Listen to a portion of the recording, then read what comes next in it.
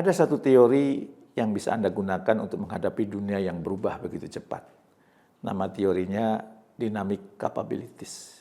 Di dalam teori dynamic capabilities ini, Anda perlu memperhatikan 3 hal agar Anda terus bisa menjadi orang yang relevan di tengah perubahan yang cukup cepat, cukup besar, dan susah ditebak. Seperti apa sih dynamic capabilities itu? Simak video ini hingga tuntas.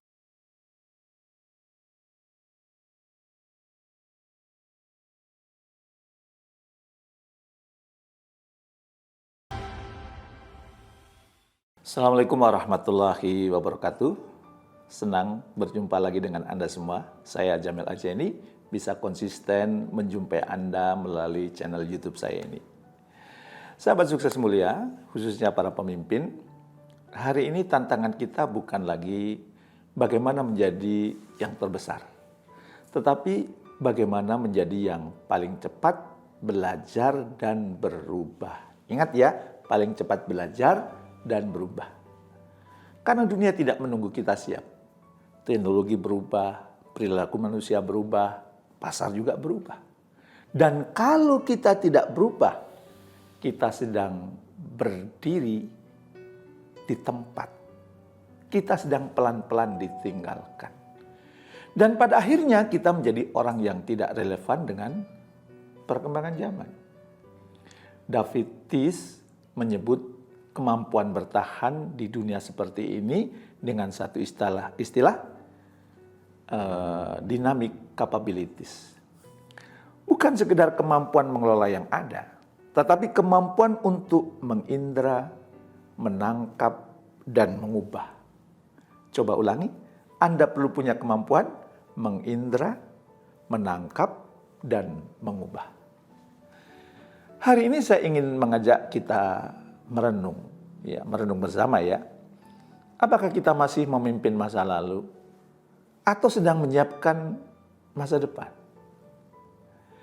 Kita mulai dari kemampuan yang pertama untuk bisa kita punya kemampuan dynamic capabilities. Yang pertama adalah kemampuan sensing atau mengindra masa depan. Catat ya, saat ini pemimpin besar bukan yang paling tahu, tetapi yang paling peka. Nah, sensing adalah kemampuan untuk pertama, membaca tanda-tanda. Kedua, mendengar suara yang belum keras terdengar oleh kita, khususnya suara pelanggan.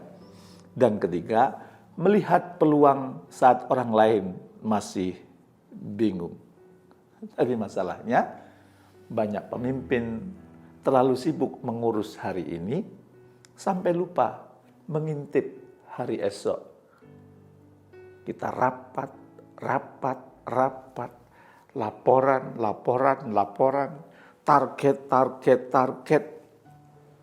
Tetapi jarang bertanya, apa yang sedang berubah di luar sana? Apa kedepannya yang perlu saya persiapkan? Nah, pemimpin yang kehilangan sensing ini seperti kapal besar tanpa radar. Kelihatannya kuat, kokoh, tapi pelan-pelan mendekati batu karang. Menabrak dan kemudian tenggelam. Maka saya ingin mengajukan pertanyaan kepada Anda. Kapan terakhir kali Anda benar-benar mendengar suara pelanggan? Kapan terakhir kali Anda turun ke lapangan?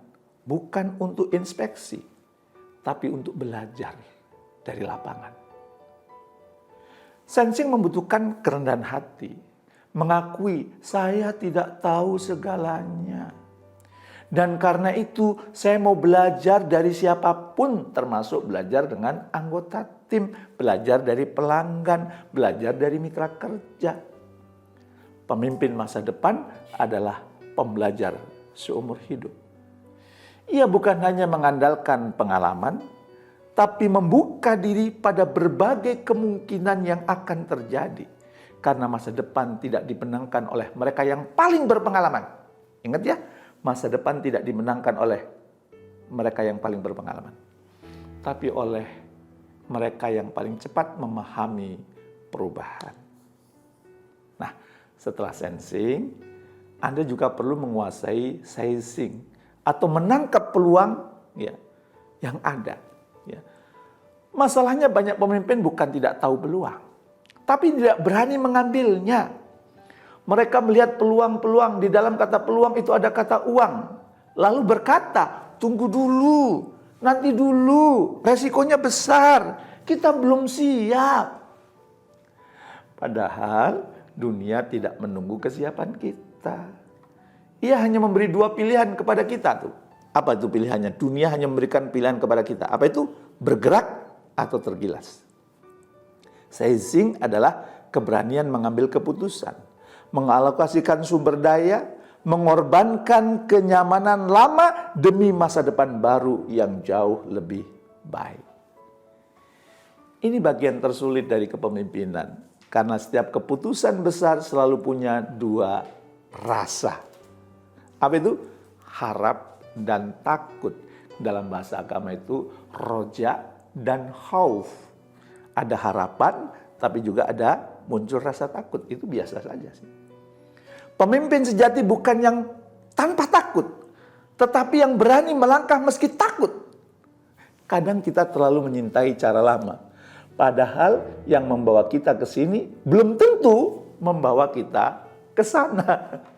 Ya, boleh jadi kan dunianya kan sudah berubah.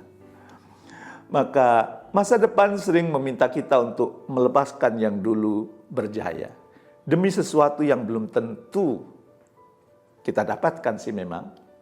Tapi justru disitulah kepemimpinan diuji.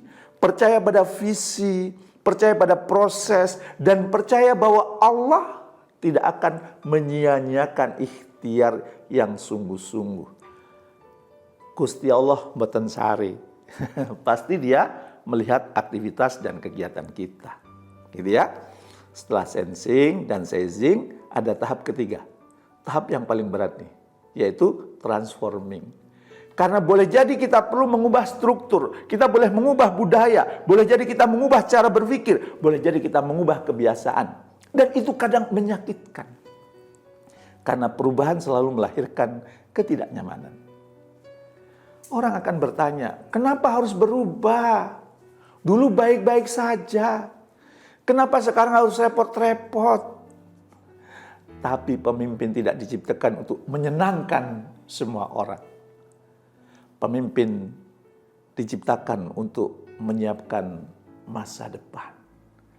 Transforming berarti berani melebarkan zona nyaman. Berani merombak sistem yang tidak lagi relevan. Berani membangun budaya belajar, bukan budaya menyalahkan. Kenapa? Karena organisasi hebat bukan yang tidak pernah salah, tetapi yang paling cepat belajar dari kesalahan. Dan perubahan tidak akan pernah hidup di struktur, tetapi perubahan itu dari hati pemimpinnya, apalagi untuk kultur orang Indonesia. Itu pemimpin sangat berpengaruh. Ketika pemimpinannya berubah, akan lebih mudah mengubah anggota tim. Kalau pemimpinnya takut berubah, organisasi akan membantu. Tapi kalau pemimpinnya itu berani belajar, organisasi akan bertumbuh. Dynamic capabilities bukan soal sistem saja. Ia lahir dari manusia dan puncaknya dari pemimpin. Kenapa? Karena pemimpin adalah mesin perubahan. Kalau mesinnya macet, ya seluruh organisasi akan berhenti. Karena itu pertanyaan terbesar hari ini bukan seberapa hebat tim yang saya pimpin, tetapi seberapa dinamis saya sebagai pemimpinnya. Apakah saya masih mau belajar? Apakah saya masih mau mendengarkan? Apakah saya masih mau untuk berubah? Bagaimana? Silahkan renungkan jawaban atas pertanyaan saya tadi. Kenapa? Pemimpin yang berhenti belajar sedang menyiapkan organisasi untuk kalah. Pemimpin yang takut berubah sedang mengajarkan timnya untuk stagnan. Tapi pemimpin yang rendah hati, yang mau belajar dari siapapun, termasuk anggota tim, termasuk mitra, termasuk pelanggan, ya, yang mau berubah demi kebaikan sesama, itulah pemimpin yang akan melahirkan masa depan. Sahabat sukses mulia, khususnya para pemimpin, Dunia tidak menunggu kita siap. Masa depan tidak menunggu kita nyaman. Dan sejarah tidak mencatat mereka yang hanya menjaga masa lalu, tetapi sejarah mencatat mereka yang berani membuat perubahan. Dynamic capabilities mengajarkan kita 3 hal. Mengindra perubahan, menangkap peluang, dan mengubah diri, mengubah tim, dan mengubah organisasi. Hari ini saya ingin mengajak kita membuat satu komitmen batin. Apa itu komitmennya? Saya tidak akan memimpin dengan mata tertutup. Saya tidak akan membiarkan peluang lewat tanpa diperjuangkan. Dan saya tidak akan takut berubah demi masa depan yang lebih baik.